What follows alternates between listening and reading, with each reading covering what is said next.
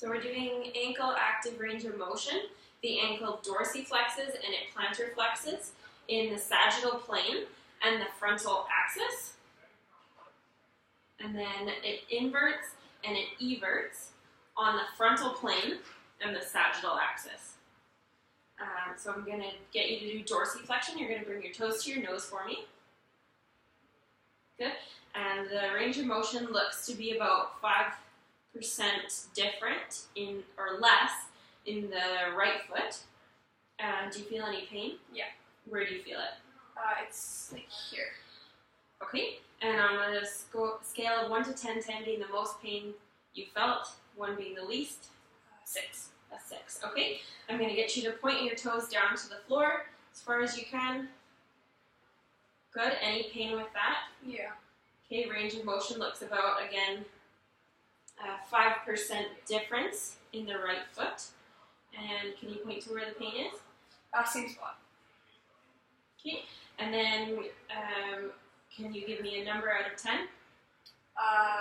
4.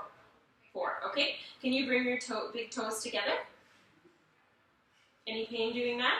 No. And ranges of motion look about the same. And then bring your pinky toes out away from each other. Any pain doing that one? No. Okay. And ranges of motion looked about the same. Awesome. Now we're going to measure the joint. So we find the lateral malleolus, and that is our axis of rotation. So that lines up with the middle part of the circle. We find the head of the fibula, and we line up. And this is our stable arm. And then we bring the top part down to the head of the 5th metatarsal, and that's our movement arm. So right now, she's at 130. Okay, and point your toe down. And that's at 175. So that's 55 degrees of difference. Then come back to 130. And then dorsiflex.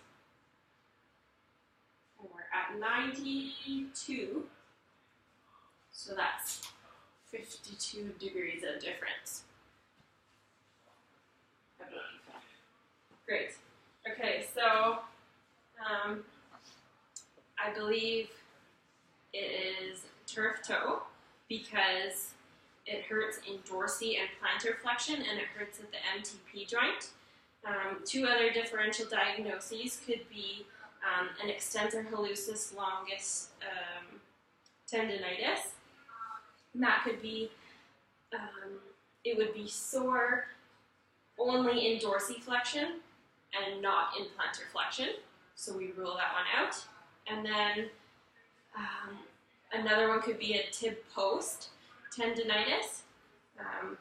And that would hurt in the same ranges of motion in dorsi and plantar flexion, but we can rule it out because it's not in the MTP joint where it